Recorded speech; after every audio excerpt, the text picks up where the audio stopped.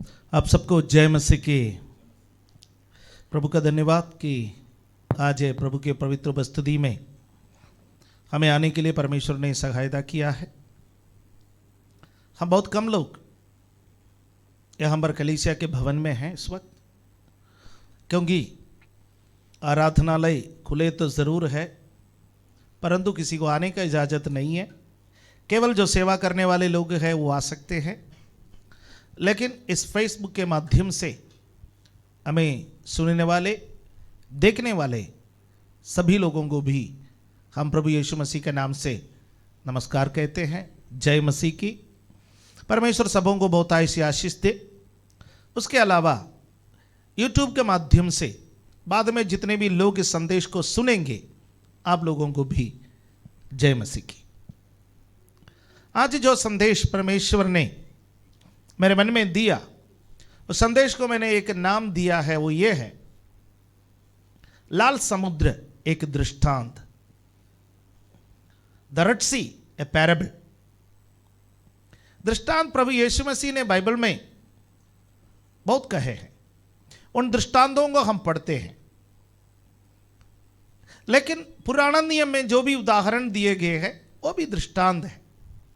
नए नियम के विश्वासी उन बातों से, उन अनुभवों से जो पुराना नियम के लोग गुजरे हैं, उससे आत्मिक बातों को सीख सकते हैं। उसको हम दृष्टांत कह सकते हैं। मैं जो समझता हूं दृष्टांत का जो अर्थ वो ये है कि संसारिक कहानी, संसारिक बात है, जो उदाहरण है जिसके माध्यम से आत्मिक सच्चाई की वर्णन की जाती है, तो उसको दृष्टांत कह सकते हैं। ऐसा है तो पुराना नियम का जो लाल समुद्र का उदाहरण हमारे लिए एक दृष्टांत है। उसमें से परमेश्वर हमसे जो बातें करना चाहते हैं उसको आज हम सीखेंगे। मैं चाहता हूं कि हम पहला कुरिन्थी 10वां अध्याय उसका पहला और दूसरा पद को पढ़ करके आज का संदेश को आरंभ करेंगे। 1 Corinthians chapter 10 verses 1 and 2। हे भाइयों, मैं नहीं चाहता कि तुम इस बात से अज्ञात रहो कि हमारे सब पूर्वज बादल के नीचे थे और सबके सब समुद्र के बीच से पार हो गए, और सबने बादल में और समुद्र में मूसा का बपतिस्मा लिया। सबने समुद्र में और बादल में मूसा का बपतिस्मा लिया है। आज मैं बपतिस्मा के विषय में बात करने के लिए नहीं जा रहा हूं, बल्कि मैं उस घटना के विषय में बात करना चाहता हूं जिसका माध्यम से परमेश्वर ने अपने लोगों को चुरा करके कनान देश तक लेकर के आया है। उसमें से एक घटना का वर्णन वो है लाल समुद्र एक दृष्टांत। हम लाल समुद्र की जो कहानी है वो निर्गमन का पुस्तक 13वां अध्याय का 17वां पद से लेकर के 14वां अध्याय का 31वां पद तक पढ़ते हैं। Exodus chapter 13 verse 17 to chapter 14 verse 31। वहां तक हम लाल समुद्र का जो कहानी है उसको पढ़ते हैं। इसमें कुछ कुछ वचन मैं आपके सामने पढ़ करके सुनाना चाहता हूं, ताकि कुछ पॉइंट्स मैं आपके सामने हाईलाइट करूं, ताकि हम इन बातों को समझ सकें। और मुझे मालूम है जितने भी लोग ये वचन सुन रहे हैं, अधिकांश लोग लाल समुद्र की कहानी को जानते हैं कि परमेश्वर ने अपने लोगों को कैसे छुड़ाया, कैसे लाल समुद्र पार कराया, कैसे इस्राएली लोग सूखी भूमि से निकले, किस प्रकार मिस्री लाल समुद्र में नाश हो गए। ये सारे कहानी हमारे लिए एक परिचित कहानी है, परंतु इस परिचित कहानी के अंतर्गत जो बातें लिखा हुआ है, जो परमेश्वर हमसे बताते हैं, उन बातों को बार बार मनन करना हमारे आत्मिक जीवन के लिए एक मजबूती की बात है, एक अद्भुत बात है। थोड़ी देर पहले हमने भजन 121 में से सुना, यात्रा का भजन। उन्होंने कहा मैं संजीव ने कि हमारे जो जो जो जिंदगी का एक सफर है, हम सफर कर रहे हैं। इस्राएली लोगों का जो मरुस्थल का सफर हमारे जिंदगी के साथ हम तुलना करके सीख सकते हैं, जान सकते हैं। और वास्तव में पहला कुरिन्थी 10वें अध्याय में पौलुस प्रेरित इन बातों को कह रहा है कि जिस प्रकार इस्राएली लोग मरुस्थल के जो सफर किया है, उसी प्रकार हमारा भी एक सफर है। इसलिए मैं आपसे कहा कि लाल समुद्र हमारे लिए एक दृष्टांत है। हम 13वें अध्याय का 7वां पद को पढ़ेंगे। वहां पर लिखा हुआ है कि परमेश्वर ने एक लंबा रास्ता क्यों चुना। क्या कभी कभी आपको नहीं लगता कि आपका जीवन में परमेश्वर लंबा रास्ता को चुन रहा है? हमारा जीवन एक सफर है। हम सब शॉर्टकट में जाना चाहते हैं, है ना। एक छोटी सी बात मैं आपको बता दूं कि हमारे चारों तरफ हम क्या देखते हैं। हमारे हर जगह पर सरकारी पार्क है, हर जगह पर सरकारी पार्क है। उसके एक साइड में, दो साइड में, तीन साइड में कई बार सड़कें भी हैं। लेकिन अक्सर ये जो पार्क है उसके बीच में से दाएं बाएं हर जगह से लोग पैदल चलते हुए रास्ता आपको दिखाई देंगे। बाकी जगहों पर घास होंगे, लेकिन उस घास को काटते हुए लोगों का पैर पड़ते हुए निशानी, एक छोटी सी पैदल मार्ग आपको दिखाई देगा। क्या है? क्या सड़क नहीं है? सड़क तो है, लेकिन पार्क के उस पार जाने के लिए सड़क के माध्यम से जाना है तो चक्कर काट करके जाना पड़ेगा। इसलिए हमारे लोगों ने क्या कर लिया है? शॉर्टकट। जिंदगी में हम सब लोग शॉर्टकट को चाहते हैं। हर जगह पर हम शॉर्टकट को चाहते हैं। और संसारिक लोग हमें शॉर्टकट सिखाते हैं। लंबे रास्ते से चलते चलते चलते हम थक जाते हैं। इसलिए हम सब लोग जीवन में शॉर्टकट देखते हैं, शॉर्टकट से जाना पसंद करते हैं। लेकिन परमेश्वर अपने लोगों को शॉर्टकट से ले जाने वाला परमेश्वर नहीं है, और वो अपने लोगों को लंबे रास्ते से लेकर के जाते गए। क्यों लंबे रास्ते से लेकर के गए हैं इस्राएलियों को? उसका कारण 17 ओके।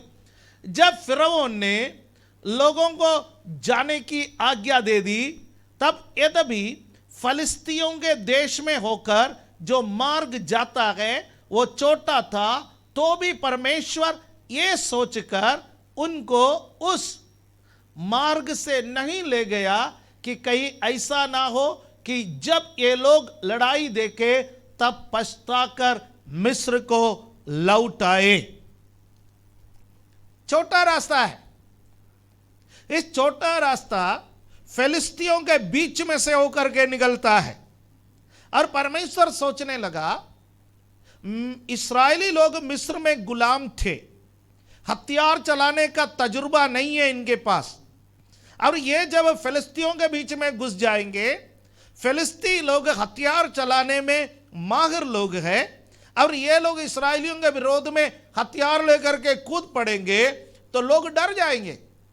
जब डरते हैं तो एक ही चीज करते हैं, पीठ दिखा करके भाग जाते हैं।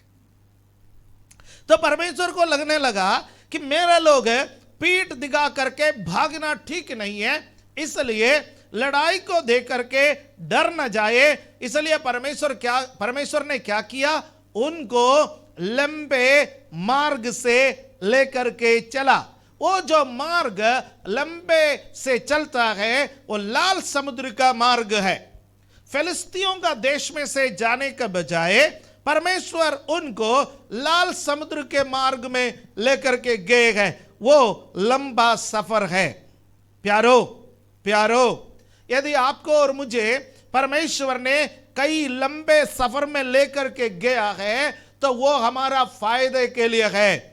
हम डर न जाए इसलिए हैं, हम बह न जाए इसलिए हैं, हम हार न जाए इसलिए हैं, हम दुश्मन के हाथ में पड़ न जाए इसलिए हैं। इसलिए लंबे सफर में परमेश्वर हमें लेकर के गया है तो शोकित मत होना, दुखी मत होना, तात्कालिक रूप से नुकसान नजर आएंगे, तात्कालिक रूप से थकावट नजर आएंगे, तात्कालिक रूप से समय की बर्बादी नजर आएंगे, परंतु मैं आपसे बताना चाहता हूं इस लंबे सफर में सबसे आनंद की बात क्या है, वो उसका 21 और 22वां पद में लिखा हुआ है। 21 और 22वां पद में आपके लिए मैं जल्दी उस पद को पढ़ना चाहता हूं। Exodus chapter 13 versus 21 and 22। और यहोवा उन्हें दिन को मार्ग दिखाने के लिए बादल के खंबे में और रात को उजियाला देने के लिए आग के खंबे में होकर उनके आगे आगे चला करता था,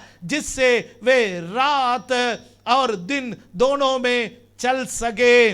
उसने ना तो बादल के खंबे को दिन में और ना आग के खंबे को रात में लोगों के आगे से हटाया। हालेलुया, आमीन। सफर चाहे कितने भी लंबे क्यों ना हो, यदि परमेश्वर हमारे संग रहेंगे तो वो सफर हमारे लिए आरामदायक है, वो सफर हमारे लिए आशीष का है, वो सफर हमें अनंत जीवन की ओर लेकर के जाने वाला सफर होगा।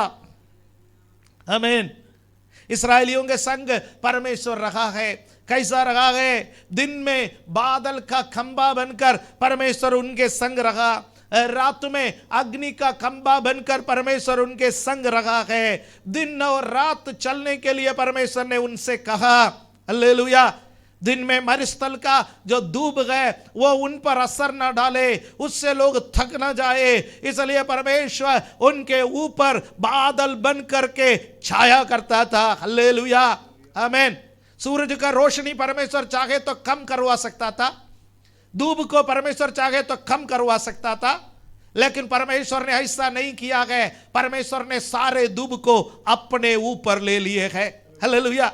यदि यीशु मसीह चाहते तो स्वर्ग में से एक घोषणा कर सकता था, जो कोई मेरे ऊपर विश्वास करेंगे उनका सारे पाप क्षमा हो गया, मेरे को जाने का क्या जरूरत है। लेकिन उन्होंने ऐसा नहीं किया है। आपका और मेरा दंड को, आपके और मेरा पाप के क्रोध को सहने के लिए, आपके और मेरा दंड को लेने के लिए वो इस संसार में मनुष्य बनकर उतर आए हैं। कालवरी के क्रूस पर जो धूप हम पर पड़ना था, जो ताड़ना हम पर पड़नी थी, जो मार हमको सहना था, वो सब अपने उसने अपना पीठ पर ले लिया है। हालेलुया, आमीन। पूरे दिन के समय पर दो सूरज के गर्मी, सूरज के वो ताप, सूरज के वो हालेलुया जो भी झुलसने का है वो परमेश्वर के पीठ पर पड़ा है। वो बादल का खंबा बन करके अपना साये में इस्राएलियों को चलाया है। हालेलुया। उस परमेश्वर का धन्यवाद करें। हम सोच रहे हैं, हम चल रहा है, हम तक रहा है, लेकिन हमारा परमेश्वर हमारे ऊपर बादल का छाया बन करके हमारे गर्मी को सह रहा है। हालेलुया। रात में मरुस्थल में अच्छा ठंड हो जाता है, ठंड से लोगों का जीवन में काफी कठिनाई हो सकता है। वो सारे ठंड को गर्मी बनकर, आग का खंबा बनकर परमेश्वर ने अपना ऊपर सह लिया और अपने लोगों के लिए रोशनी बन गया। अपने लोगों के लिए वो हालेलुया वो रात में गर्मी प्रदान करने वाला एक खंबा बन गया है। हालेलुया। मरुस्थल है, सफर है, थकावट है, दिन है, रात है, धूप है, सर्दी है, लेकिन परमेश्वर हमारे संग रहने वाला है। हालेलुया। नया नियम में यीशु मसीह ने हमसे कहा है, परिस्थिति चाहे कुछ भी क्यों ना हो, सफर चाहे कितने लंबे क्यों ना हो, मैं तुम्हें कभी ना छोड़ूंगा, कभी नहीं त्यागूंगा। हालेलुया। ऐसा कोई परमेश्वर है जो अपना भक्तों से कहता है, मैं तुम्हें कभी ना छोड़ूंगा, मैं तुम्हें कभी ना त्यागूंगा, मैं तुम्हारे संग रहूंगा। ऐसा कहने वाला कोई ईश्वर है कहीं? हालेलुया। हमें सब कहते हैं कि मेरे पास आओ, सब कहते हैं कि मेरे लिए कुछ चढ़ावा चढ़ाओ, सब कहते हैं कि मेरे लिए ये लेकर के आओ। हालेलुया। लेकिन हमारा परमेश्वर कहता है, जहां जहां तू जाएगा वहां वहां मैं तेरे संग रहूंगा। हालेलुया। कितना अद्भुत परमेश्वर है, कितना अद्भुत परमेश्वर है। उस परमेश्वर का हम धन्यवाद करें, उस परमेश्वर की हम स्तुति करें, जो हालेलुया दिन में बादल का खंबा बनकर, रात में आग का खंबा बनकर हमारे संग संग रहने वाला परमेश्वर। इसलिए कहता है कि इस्राएल का परमेश्वर ना कभी उगता ना कभी सोता। हालेलुया। इसलिए कहते हैं दिन को ना हालेलुया धूप से ना रात को चांदनी से तेरी कोई हानि होगी। हालेलुया। क्योंकि तुम्हारे सारे हानि उठाने के लिए, तुम्हारे ऊपर जो दूब पड़ना था वो दूब को सहने के लिए, तुम्हारे ऊपर जो हालेलुया ओस पड़ना था वो ओस को सहने के लिए, जो सर्दी पड़ना था वो सर्दी को सहने के लिए, वो एक आवरण बनकर, वो एक कवच बनकर, वो एक सुरक्षा का कवच बनकर आपके और मेरे संग संग चलता है। मेरे यीशु तेरा धन्यवाद, मेरे लिए सुरक्षा का कवच बना हुआ मेरा यीशु, मैं तेरा धन्यवाद करता हूँ। हालेलुया। केवल प्रार्थना करना, प्रभु तेरे सुरक्षा का कवच के अंदर बने रहने में मेरी सहायता कर। जब आप हम सुरक्षा का कवच से बाहर निकल जाते गए, फिर हमारे लिए कोई हालेलुया आश्रय नहीं है। आमीन आमीन। इसलिए भजन 91 में लिखा हुआ है, जो सर्वशक्तिमान के छाया में बैठा रहे, जो सर्वशक्तिमान के शरण में बैठा रहे, हालेलुया, उस आग के खंबे के नीचे, उस बादल के खंबे के नीचे जो बैठा रहेगा, जो चलता रहेगा, वो आशीष पाएगा। आज नहीं है तो कल पाएगा। सफर लंबा होगा लेकिन आशीष निश्चय है। Hallelujah hallelujah. मुझे सुनने वाले कुछ लोग सोच रहा कि प्रभु मैं कितना और लंबा चलूं, मैं कितना और लंबा चलूं, मैं कितना और लंबा चलूं। Hallelujah hallelujah. परमेश्वर कहता है कि ये सवाल पूछना बंद करो। हालेलुया। तू जितना भी लंबा चलेगा उतना लंबा मैं तुम्हारे संग रखूंगा। परमेश्वर के एक ही आश्वासन है, जितना भी लंबा सफर क्यों ना हो, मैं संग रहने के लिए तैयार हूं। हालेलुया। अब देखिए, जब लंबा सफर आप चलते हैं, दुनिया सोचते हैं अरे ये तो अब चर्च गया, ये तो बाइबल पढ़ने लगा, ये तो बड़े उतावले होकर हालेलुया बोल रहे थे, ये तो उपवास में जा रहे थे, ये तो प्रार्थना कर रहे थे, चर्च वाले तो इनके घर में चक्कर काट रहे थे, अब तो ये तो शहंशाह बनने वाला था, अब क्या हो गया। फिर वो भी यही सोचा है, फिर वो भी यही सोचा है ना। हम एक्सोडस चैप्टर 14 वर्स 3 को पढ़ करके देखेंगे, अध्याय 14 का 3 पद को पढ़ के देखेंगे। फिरौन क्या सोच रहा है। तब फिरौन इस्राएलियों के विषय में सोचेगा, वे देश के उलझनों में फंसे हैं और जंगल में गिर गए हैं। लोग हमारे बारे में भी यही सोच रहे हैं, लंबा समय लगता है हमारा छुटकारे का, हमारा आशीष आने का वक्त लगता है, जो वायदा पूरा होने का वक्त लगता है, तो लोग फिरौन के समान सोचने लगता है कि हम उलझ गए हैं, हम उलझ गए हैं। प्यारो, उनको पता नहीं है कि हम परमेश्वर के सुरक्षा के अंतर्गत हैं, क्योंकि वो ना तो बादल को देख पा रहे हैं, वे ना तो आग को देख पा रहे हैं, परंतु हम बादल को भी देख रहे हैं, हम आग को भी देख रहे हैं। वे परमेश्वर का सुरक्षा को महसूस नहीं कर पा रहे हैं, परंतु आप और मैं परमेश्वर की सुरक्षा को महसूस कर पा रहे हैं, क्योंकि वो पराये हैं, हम उसके संतान हैं। हालेलुया। पराये पिता के प्यार को समझ नहीं सकते, पराये पिता को सुरक्षा को समझ नहीं सकते, परंतु संतान समझ सकते हैं। हालेलुया। फिरौन और उसके लोग पराये हैं परमेश्वर के लिए, परंतु इस्राएली परमेश्वर के लिए उसके संतान हैं। हालेलुया आमीन। और परमेश्वर भी क्या सोच रहा है, परमेश्वर मूसा से कह रहा है, मूसा घबराना मत है। उसका पद 4 और 17 में, 14वां अध्याय के 4 और 17वां पद में परमेश्वर कह रहा है, Exodus chapter 14 verse 4 and 17, I will harden the heart of Pharaoh. मैं क्या करूंगा, फिरौन के मन को कठोर कर दूंगा। हालेलुया। मैं फिरौन के मन को कठोर कर दूंगा। क्यों? परमेश्वर कहता है मैं फिरौन के मन को इसलिए कठोर करूंगा ताकि कि तमाम मिस्री जाने मैं ही परमेश्वर हूं। चारों तरफ के लोगों का दिल कठोर हो चुके हैं, कई बार हम सोचते हैं क्यों कठोर हो गए हैं?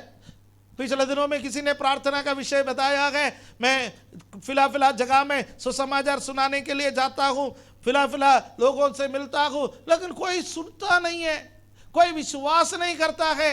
अरे इतना जल्दी लोग सुन लेते, इतना जल्दी लोग विश्वास कर लेते हैं, तो यह पूरा भारतवर्ष कब का प्रभु का ना हो जाता, पूरे विश्व प्रभु का कब ना हो जाता। इतना जल्दी कोई नहीं सुनता। लोगों का मन कठोर हो जाए तो आप घबराइए मत, परमेश्वर इस बात को स्थापित करेंगे कि मैं ही परमेश्वर हूं।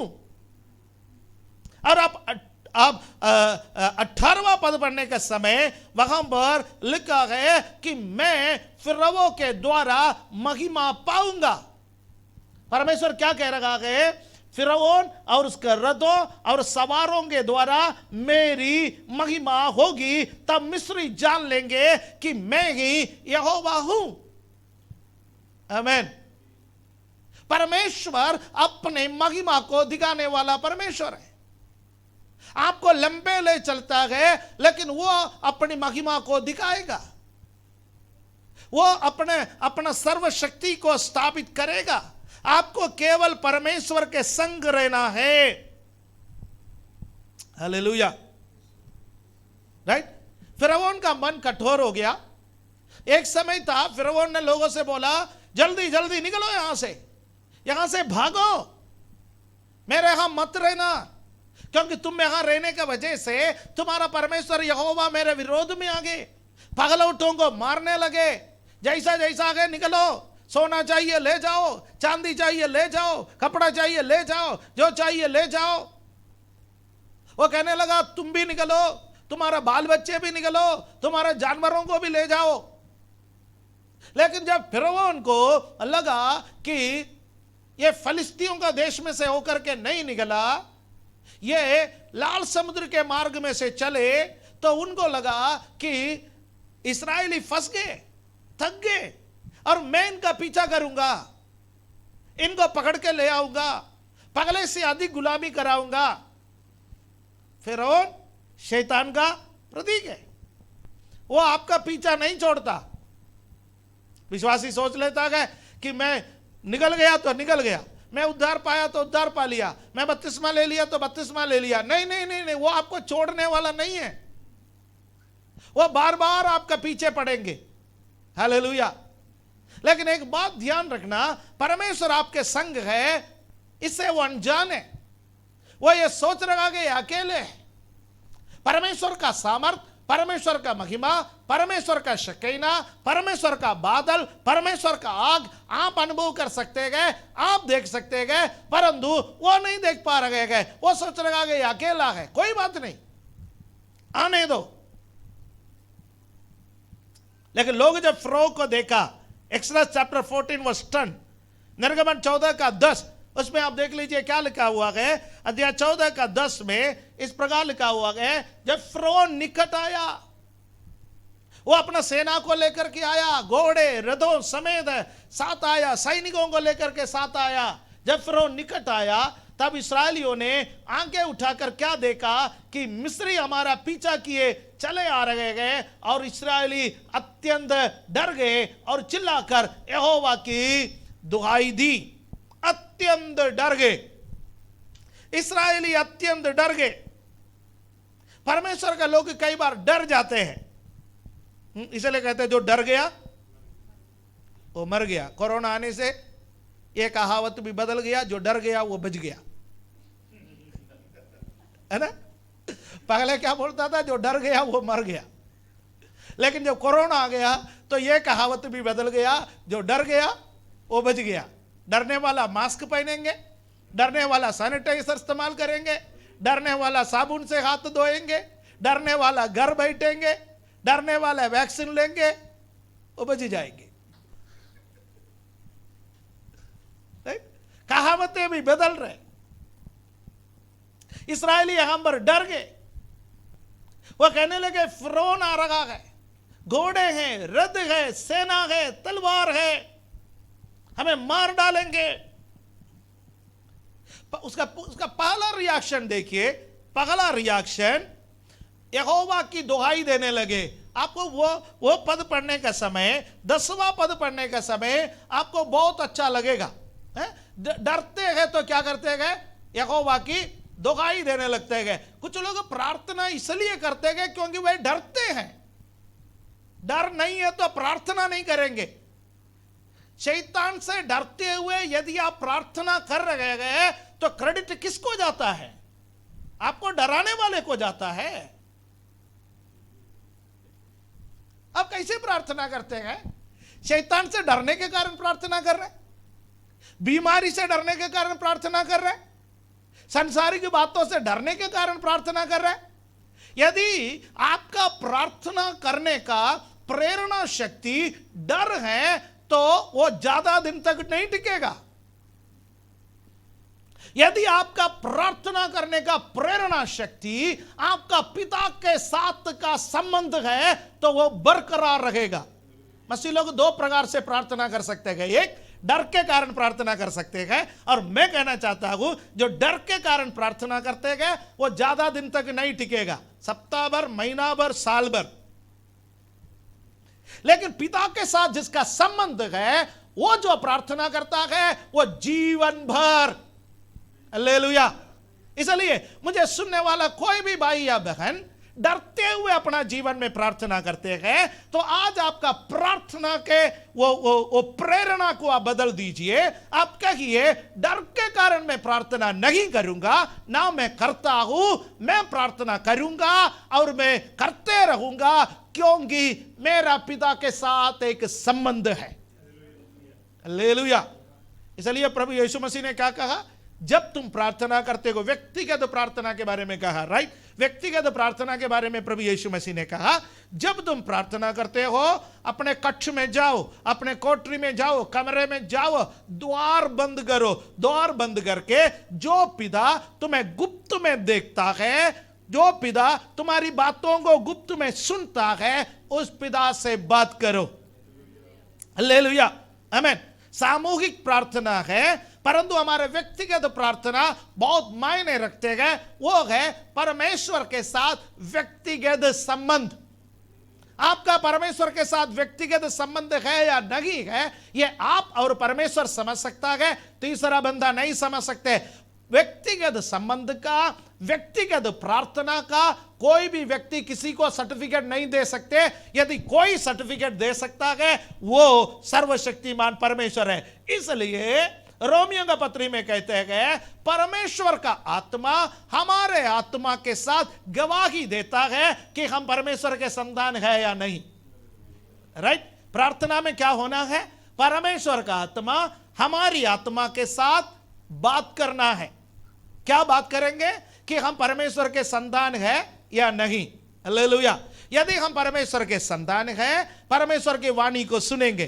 परमेश्वर का वाणी सुनने का अर्थ यह नहीं है कि परमेश्वर कल क्या होने वाला है वो बोलेगा, परसों क्या होने वाला है वो बोलेगा, पैसा कहां से आएगा वो बोलेगा, उन्नति कब मिलेगा ये बोलेगा, नौकरी कब मिलेगा ये बोलेगा। कुछ लोग परमेश्वर के वाणी को गलत समझते हैं। परमेश्वर का वाणी सुनने का अर्थ है यदि मेरा जीवन में पाप है, मेरे पिता से बात करने का समय मेरा पिता बोलेगा तुम्हारा हृदय के ये कोने में पाप बैठा हुआ है, पश्चाताप करो। यदि मैं पिता के वाणी को सुनता है तो मेरा पिता मुझसे बोलेगा फिलहाल मामले में मेरे साथ तेरा रिश्ता ठीक नहीं है, तूने मुझे खुल करके नहीं बोला है, मेरे से बोलो। हालेलुया। पिता की वाणी सुनने का अर्थ है जगह जगह निर्णय लेने का मौका आता है। निर्णय लेने के लिए पिता क्षमता देगा, वचन के द्वारा पिता बात करेगा निर्णय लेने के लिए। हालेलुया, आमीन। किसी समय में प्रार्थना के विषय में भी आपसे बात करना चाहूंगा, तब मैं इन सब्जेक्ट के विषय में और खुलासा करना चाहूंगा। लेकिन मैं अब फिलहाल ये बताना चाहता हूं कि डर के कारण प्रार्थना करेगा तो ज्यादा दिन तक नहीं रहेगा, संबंध के कारण प्रार्थना करेगा जिंदगी भर चलेगा। आमीन। आप मुझसे पूछोगे कैसा बोल सकते हो? अगला पद में लिखा हुआ है, ये मैं कुछ नहीं कहा, वचन में लिखा हुआ है। 14, 11 और 12 को हम पढ़ेंगे। एक्सोडस निर्गमन 14 का 11 और 12 जरा पढ़ के देखिए। और वे मूसा से कहने लगे क्या मिस्र में कब्र ना थी जो तू हमको वहां से मरने के लिए जंगल में ले आया है। तूने हमसे ये क्या किया कि हमको मिस्र से निकाल लाया। अगला वचन, क्या हम तुमसे मिस्र में यही बात ना कहते रहे कि हमें रहने दे कि हम मिस्रियों की सेवा करें। हमारे लिए जंगल में मरने से मिस्रियों की सेवा करनी अच्छी थी। एक वचन पहले यहोवा की दुहाई दे रहे थे, एक वचन के बाद मूसा से कहने लगे क्यों लेके आया? मिस्र में क्या कब्रिस्तान कम थे? वही मरते, वही दफनाते। भैया हमको नहीं करना यहोवा की सेवा। ताली ना बजाना हमें से। तू हमें इधर से जंगल में ताली बजवाने के लिए लेके आया, हालेलुया चिल्लाने के लिए लेकर के आया, तू अपना मतलब के लिए हमें लेके आया। हम तो फिर उनकी सेवा करते, खुश थे, वही खाते थे, वही पीते थे, वही रहते थे। अरे भैया मरने के लिए तू हमें लेके आया। कहां गया तुम्हारा विश्वास? कहां गया तुम्हारा प्रार्थना? कहां गया तुम्हारा दुहाई? कारण क्या था? Prayer out of fear. डर के कारण जो प्रार्थना है वो ज्यादा नहीं चलेगा। डर के कारण जब आप प्रार्थना करोगे, प्रार्थना खत्म होते ही आप कुड़कुड़ाना शुरू करोगे। हालेलुया। कई बार हम लोगों के लिए प्रार्थना करते हैं, 1 घंटा 2 घंटा 3 घंटा प्रार्थना करते हैं। 3 घंटे के प्रार्थना के बावजूद भी लोग विश्वास के वजन नहीं बोलते। लोग फिर कुड़कुड़ाने लगते हैं, लोग फिर पुराने बातें कहने लगता है, फिर पूछने लगते हैं अब क्या होगा, आगे क्या होगा। जब आप प्रार्थना किया, जब आपने परमेश्वर की दुहाई दी, फुल स्टॉप, दैट्स ऑल। उसके बाद खुड़कुड़ा के मूसा से चिल्लाने की क्या जरूरत है? उसके बाद खुड़कुड़ाने की क्या जरूरत है? उसके बाद उल्टा सीधा बोलने की क्या जरूरत है? कोई जरूरत नहीं था। मैं आपको बताऊं, कुड़कुड़ाने का पहला इंसिडेंट यह है। कुड़कुड़ाने का अनेक इंसिडेंट है, लेकिन कुड़कुड़ाने का, मिस्र से निकलने के बाद कुड़कुड़ाने का पहला इंसिडेंट लाल समुद्र के सामने है। कुड़कुड़ाने से पहले क्या होता है? दुहाई। इसलिए हर प्रार्थना करने वाला का, लोगों का प्रार्थना सुन करके विचलित मत होना। लोगों का स्वभाव को देखो। कुछ लोगों का प्रार्थना को सुन करके बोलते कि बहुत अच्छा विश्वासी है। मैं कहता हूं प्रार्थना के बाद 2 दिन और ठहरो, 2 सप्ताह और ठहरो, पता चलेगा अच्छा विश्वासी है या नहीं है। हमारा जीवन, हमारा चरित्र, राइट, हालेलुया। यहोवा की सेवा करने के लिए निकले लोग, आराधना करने के लिए निकले लोग। कहते हैं फिरौन की पूजा किया होता तो अच्छा था, मिस्र में आराधना किया होता तो अच्छा था। अपने छुड़ाने वाले को तुच्छ जानने वाले लोग।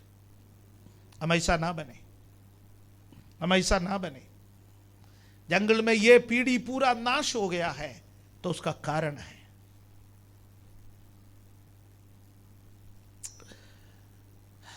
निर्णय लेना है। मत्ती 6:24 में लिखा है, यू कैनॉट सर्व 2 मास्टर्स। तुम 2 स्वामियों की सेवा नहीं कर सकते। निकले तो यहोवा की सेवा करने के लिए, लेकिन मन में बना के रखे है फिरौन की सेवा भी बुरी नहीं थी। You cannot serve 2 masters. ज्यादा से ज्यादा विश्वासी ऑप्शन लेकर के चलते हैं। परमेश्वर की सेवा करते फायदा नहीं है तो यह भी करने से फायदा हो जाए तो कोई दिक्कत नहीं है, नहीं है। हम परमेश्वर की सेवा करने के लिए निकले हैं तो हम केवल परमेश्वर की ही सेवा करेंगे। हम मिस्र में वापस जाने के बारे में नहीं सोचेंगे।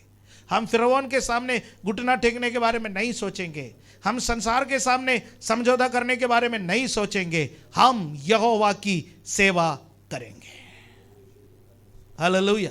आप 2 स्वामियों की सेवा नहीं कर सकते। निर्गमन 14 का 13 में मुझे वो वचन दिखाई देता है कि the faith of a leader, एक अगुवे का विश्वास। मुझे वो वचन बहुत अच्छा लगता है, वो एक अगुवे का विश्वास। 13वां और 14वां पद को पढ़ेंगे, फिर मैं उस पर बात करना चाहता हूं। Exodus chapter 14, 13 and 14।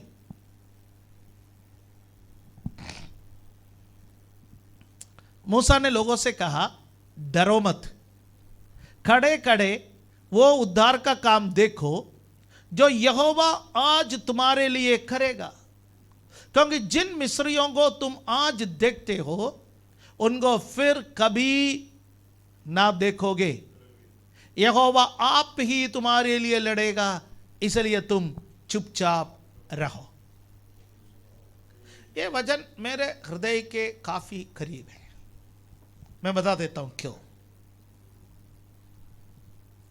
आज से कई साल पहले जब सेवगाई में बहुत बड़ा संकट से, बहुत बड़ी परेशानी से हम गुजर रहे थे, जब हम गुजर रहे थे, मैं बहुत निराश अवस्था में, बहुत हताश अवस्था में, एक इतवार के दिन मैं सोच रहा था कि मैं कैसे प्रचार करूं। परमेश्वर कोई प्रचार करने के लिए आया हो तो अच्छा है। ये सोच के बैठने का समय, एक दिन पहले एक प्रभु के दास ने मुझे फोन किया, कहा मैं चर्च आना चाहता हूं। मैंने कहा आइए। बड़े निराशा में उस दिन हम प्रार्थना चला रहे थे, बहुत कम लोग थे। उस दिन उन्होंने इस वचन से प्रचार किया। उन्होंने कहा, उनका उस दिन का प्रचार का विषय था, जिस मिस्री को आज तुम देख रहे हो फिर इसको कभी ना देखोगे। शायद सालों बीत गया। वो प्रचार सुनकर उस दिन मेरे आंखों में आंसू आया उधर बैठ करके। मैंने बाद में उनसे कहा कि आज परमेश्वर आपको यहां पर ले आया ताकि मुझे उत्साह मिले।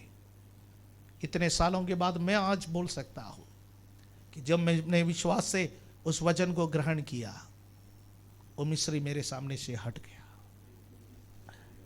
वो पहाड़ मेरे सामने से हट गया, वो पर्वत मैदान बन गया। Hallelujah.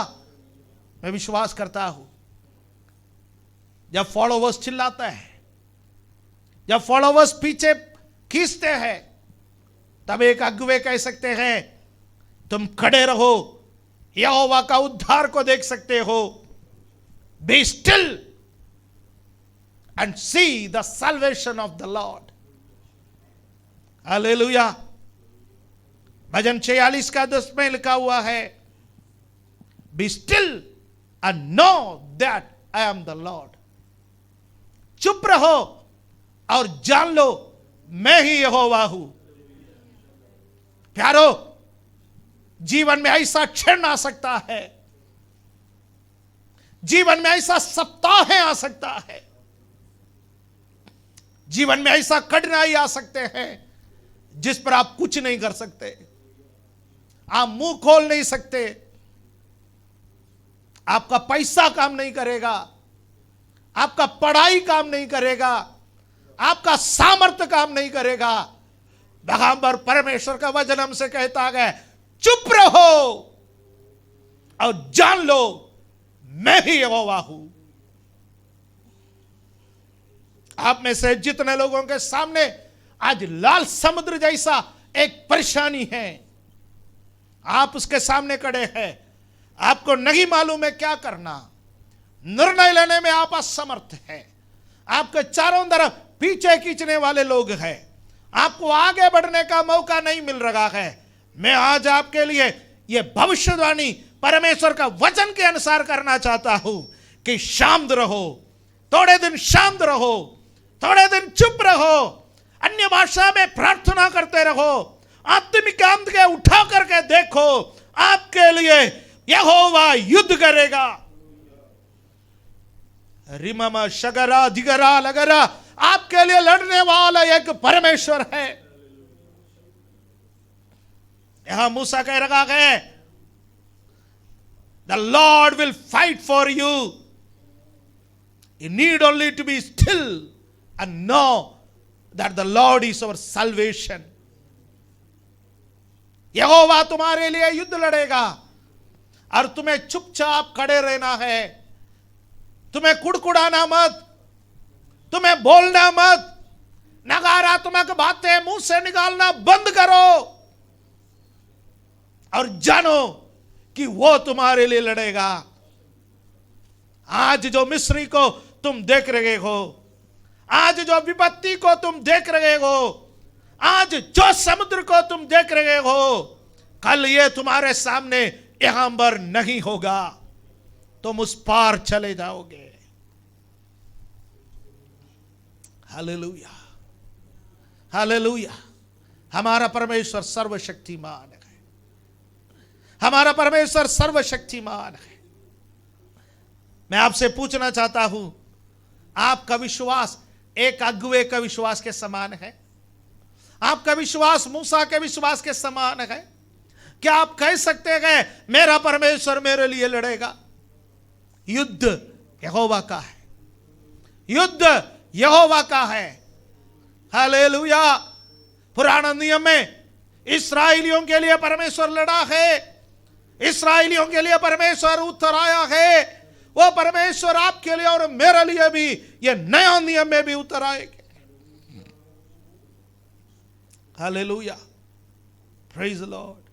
Be still and know that I am the Lord.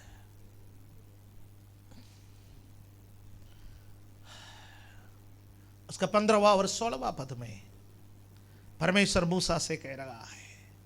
परमेश्वर मूसा से क्या कह रहा है आप देखिए. तब यहोवा ने मूसा से कहा, तू क्यों मेरी दुहाई दे रहा है? इस्राएलियों को आज्ञा दे कि यहां से कूच करे और तू अपनी लाठी उठाकर अपना हाथ समुद्र के ऊपर बढ़ा और वो 2 भाग हो जाएगा. तब इस्राएली समुद्र के बीच होकर स्थल ही स्थल पर चले जाएंगे.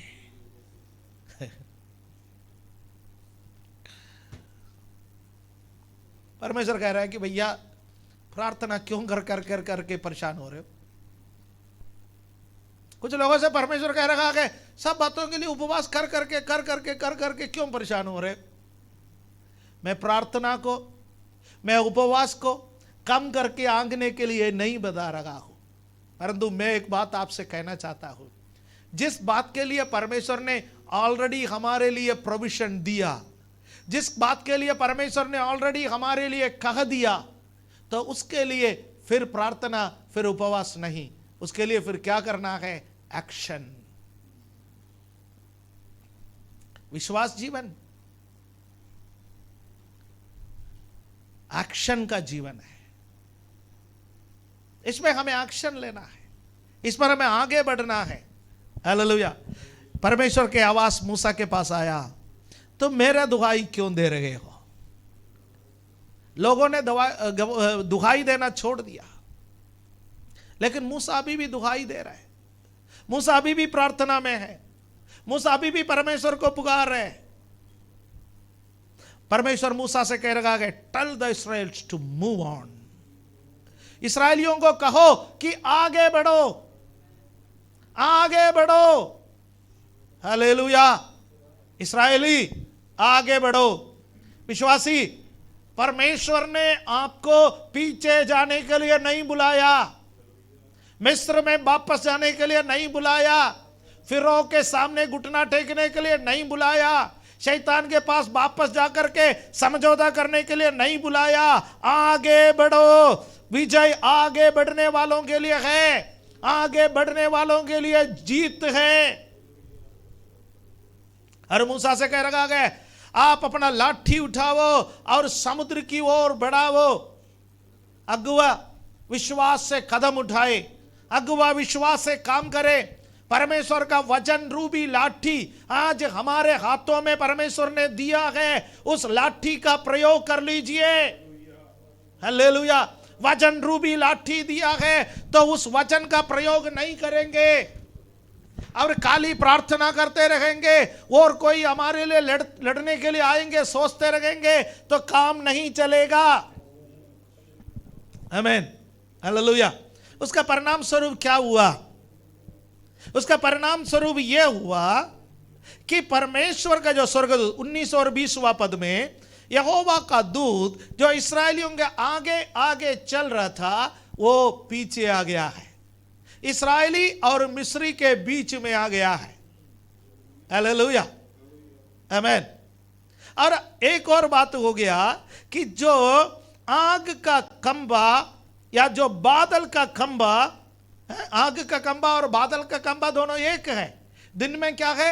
बादल का खंबा, रात में क्या है? आग का खंबा। इसको हम the glory of the Lord भी कह सकते हैं, इसको हम शकीना भी कह सकते हैं, परमेश्वर की महिमा या परमेश्वर की उपस्थिति। और यह परमेश्वर की उपस्थिति जो इस्राएलियों के साथ साथ चलता था, वो परमेश्वर की उपस्थिति अब सुरक्षा का कवच बन गया है। कैसे? मिस्री और इस्राएलियों के बीच में एक सुरक्षा का कवच बन गया है। और मिस्रियों के लिए इस वक्त अंधकार है, परंतु इस्राएलियों के लिए इस वक्त उजियाला है। और काम कब हुआ है आपको मैं बता दूं, ये काम हुआ है सुबह का टाइम 3 बजे से 6 बजे तक का टाइम है। एक चमत्कार वहां पर हो रहा है कि पूरी रात हवा बह रही है, पूरी रात हवा बह रही है। और हवा बह बह करके लाल समुद्र जो 2 भाग में विभाजित हो गया है, एक जगह दोनों तरफ दीवार के समान पानी खड़े हो गए हैं, बीच का जो जमीन है वो हवा के बहने से सूख गया है और इस्राएली उस जमीन से आगे को निकल गए।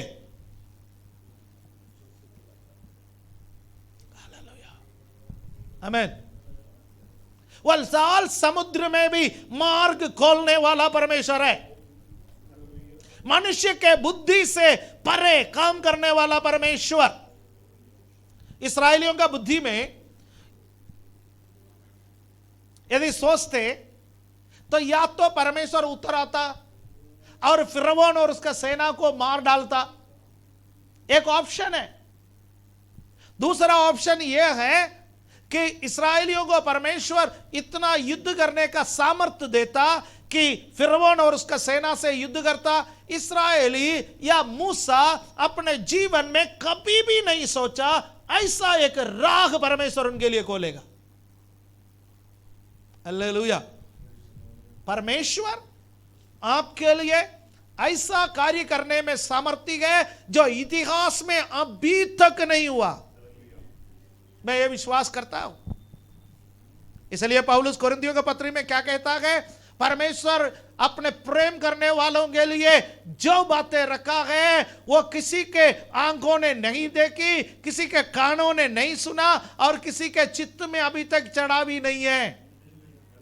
हालेलुया। आपके लिए और मेरे लिए अद्भुत कार्य है, आपके लिए मेरे लिए नया कार्य है जो इतिहास में कभी तक किसी के लिए भी परमेश्वर ने नहीं किया। ऐसा कार्य करने में वो सामर्थ्य है। हालेलुया, आमीन। वचन में लिखा है ये बात वचन में लिखा है। यदि कोई नए बात आपके और मेरे जीवन में परमेश्वर करे तो वो वचन का खिलाफ नहीं है। वचन में लिखा है वो नए बातों को करने वाला परमेश्वर है। Our God is a creative God.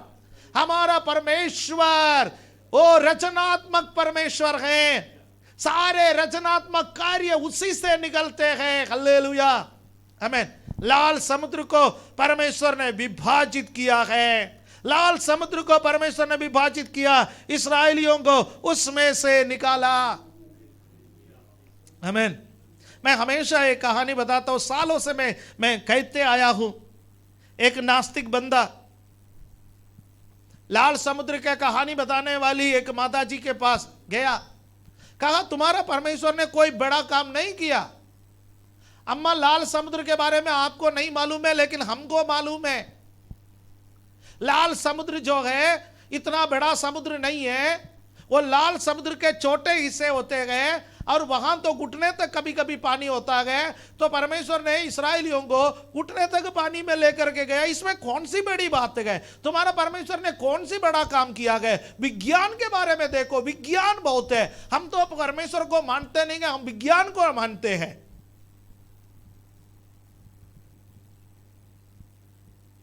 सुन के बैठा, सिर हिला करके बैठने के बाद वो बूढ़ी मां ने उस नास्तिक से कहा, बेटा मैं परमेश्वर को इसलिए नहीं मानता कि परमेश्वर ने इस्राएलियों को लाल समुद्र में पार कराया है, बल्कि मैं परमेश्वर का इसलिए मानता हूं क्योंकि उसी घुटने तक पानी में परमेश्वर ने मिस्र के फिरौन को, रथों को, घोड़ों को, सेनाओं को डुबा करके कैसे मारा। ओ नास्तिकों का दिमाग को परमेश्वर पहले से बंद कर दिया है, क्योंकि परमेश्वर जानता था कि ऐसे नास्तिक उठ खड़े हो जाएंगे कि जो बाद में लाल समुद्र का विभाजन का घटना को एक मामूली घटना बताएंगे। इसलिए परमेश्वर ने फिरौन को संभाल के रखा। मैं समस्त पृथ्वी पर अपना महिमा आखिरी तक दिखाने के लिए ये फिरौन और उसकी सेना को, ये नास्तिक जिस लाल समुद्र को हालेलुया थोड़ा सा पानी कहते गए, उसी में ही मैं डुबा करके मारूंगा। इसलिए परमेश्वर जब करता है, एक नहीं दो चमत्कार करता है।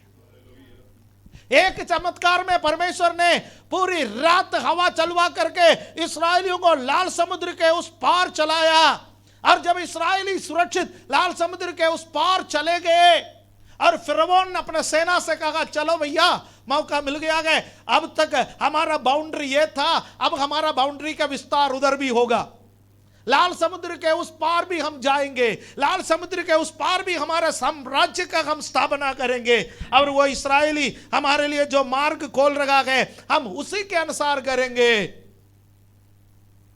वो लाल समुद्र में उतर गया, और बाइबल में लिखा है बादल में खड़े होकर के परमेश्वर ने मिस्रियों के तरफ देखा, उसका पहिया जाम होने लगे। हालेलुया, उसका पहिया जाम होने लगे, उसका घोड़े आगे को बढ़ने के बाद पीछे को चलने लगे। मिस्र की सेना जितना भी कोशिश करे आगे नहीं बढ़ पा रहे गए, आगे नहीं बढ़ पा रहे गए। जब सारे इस्राएली उस पार चले गए और फिरौन और उसकी सेना लाल समुद्र के बीच में आए, परमेश्वर ने मूसा से कहा, तुम अपना हाथ को वापस दिखाओ, अपना लाठी को वापस दिखाओ। इस छोर से तुमने जब लाठी को दिखाया, लाल समुद्र विभाजित हो गया, तुम उस पार चले गए हो, अब तुम उस किनारे में हो, उस किनारे से वापस अपना लाठी को दिखाओ। जैसा वापस मूसा ने हाथ बढ़ाया, अपना लाठी को दिखाया, लाल समुद्र पुराने स्थिति में आ गए हैं। जब पुराने स्थिति में आए हैं तो फिरौन और उसकी सेना सब कुछ वहां पर नाश हो गए। परमेश्वर ने क्या बोला? मूसा ने क्या बोला? परमेश्वर गवाही पाकर मूसा ने इस्राएलियों को बोला, जिस मिस्री को आज तुम देख रहे हो फिर तुम कभी नहीं देख पाओगे। Hallelujah, hallelujah, hallelujah. जिस फिरौन ने गुस्से में मूसा और हारून को अपने यहां से धक्का दे करके बाहर निकाला, उसके बाद बोला, तुम मेरा चेहरा कभी देखने ना पाओगे। उस फिरौन का चेहरा मूसा और हारून को कभी देखने के लिए जरूरत पड़ा ही नहीं। परमेश्वर ने फिरौन और उसकी सेना को लाल समुद्र में डुबा करके मार डाला है। आपके विरोध में एक सेना भी क्यों ना खड़े हो जाए, आपको डरने का जरूरत नहीं है, क्योंकि यहोवा आपकी ओर है। राजा दाऊद कहते हैं, चाहे सेना भी मेरे विरुद्ध छावनी डाले तब भी मैं निर्भय रहूंगा, तब भी मैं निर्भय रहूंगा, तब भी मैं डरूंगा नहीं, क्योंकि परमेश्वर मेरे साथ रहता है। मैं आखिरी 2 वचन पढ़ करके आज का संदेश को समाप्त करना चाहता हूं।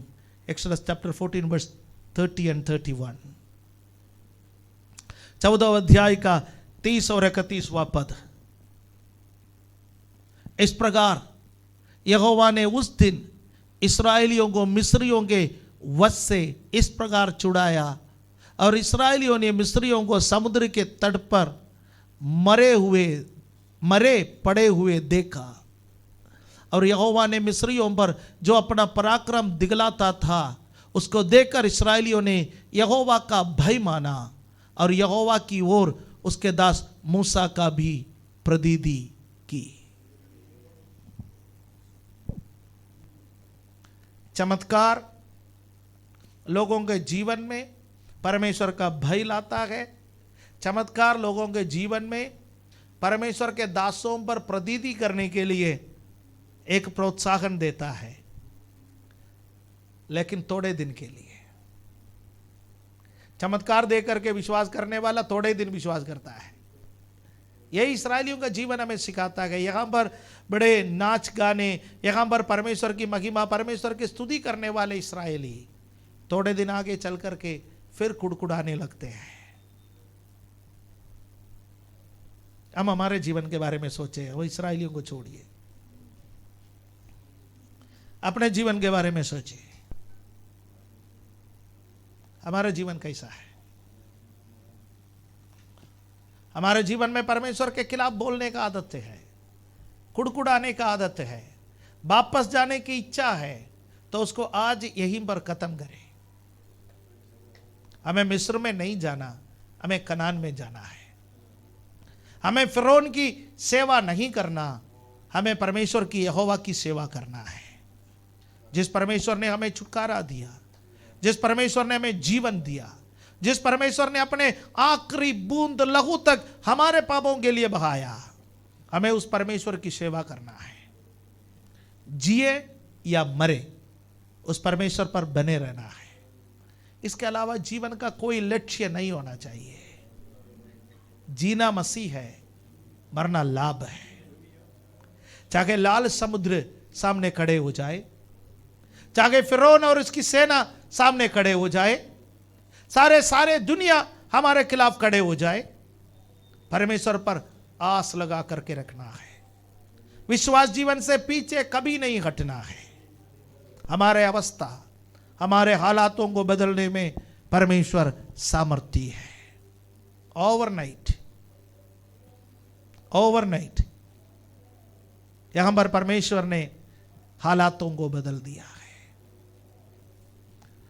रात में देखे हुए मिस्री को सुबह होते देखने को नहीं मिला, और इस्राएलियों ने देखा, वे सब लाश बनकर समुद्री तट पर पड़े थे।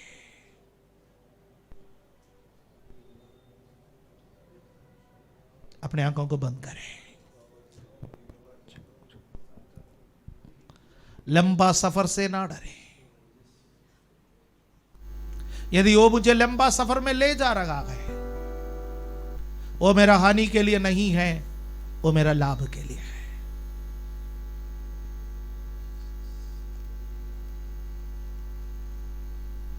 प्रभु से कहे, अपना विश्वास जीवन के बारे में सोचो। हुनमा नगा नदीरा, प्रभु से कहे, प्रभु मेरा जीवन में कार्य कर। कौन सी लाल समुद्र है इस वक्त आपको डरा रहे? कौन सी सेना है जो इस वक्त आपका पीछे पड़े है? कौन सी बातें है इस वक्त आपको परेशान कर रहे? जगह से आप नहीं सोचा, वहां से आपके लिए राह निकलने वाला है। जिस मिस्री को आज तुम देखे, कल तुम्हें देखने को नहीं मिलेगा। रीमाना का लबा रबा, रीमाना धीरा राबा। इस वचन को विश्वास से ग्रहण कीजिए। उन्नमा धीरा रबा। दुहाई देने के बाद कुड़कुड़ाने की आदत, प्रार्थना करने के बाद कुड़कुड़ाने की आदत, उसको छोड़ दीजिए। परमेश्वर आपके जीवन के बारे में सब जानता है। वो जानता है कि आप फिरौन से कितना डरते हैं। वो आपके जीवन के अविश्वास को भी जानता है। इसलिए उस बालक के पिता के समान जो यीशु मसीह के पास उस बालक को लेके आया, उसने चिल्लाया, मेरे अविश्वास को क्षमा कर। कितने बार हम अविश्वासी बने। स्वर्गीय पिता, इस वक्त आपकी उपस्थिति में आते हैं, इस वचन के आगे हम समर्पण करते हैं। हम नहीं डरे। हमारी प्रार्थना डर से उत्पन्न होने वाला प्रार्थना नहीं, हमारी प्रार्थना आपके साथ एक रिश्ते से उत्पन्न होने वाली प्रार्थना, उसके लिए हम समर्पण करते हैं। चाहे जीवन में जितने भी नुकसान आ जाए, चाहे फिरौन हमें कितना भी क्यों न डराए, चाहे हमारे जीवन में कितने भी परेशानी आए, परमेश्वर हम आप पर नजर लगाएंगे। हम फिरौन की ओर नहीं देखेंगे, हम यहोवा परमेश्वर की ओर देखेंगे। पर्वतों की ओर देखने के लिए हमें नहीं बुलाया, परमेश्वर की ओर देखने के लिए हमें बुलाया। हम अपने शरण स्थान की ओर नजर गाड़ेंगे। रीमा नगला दिबरा शथरा रीबा राधरा बहुडरा बरबा। धन्यवाद देता है। इस वचन सुनने वाले प्रत्येक जन पर आपकी कृपा दृष्टि हो। धन्यवाद के साथ ये प्रार्थना प्रभु यीशु मसीह के पवित्र नाम से हम मांगते हैं, आमीन। Hallelujah, praise the Lord.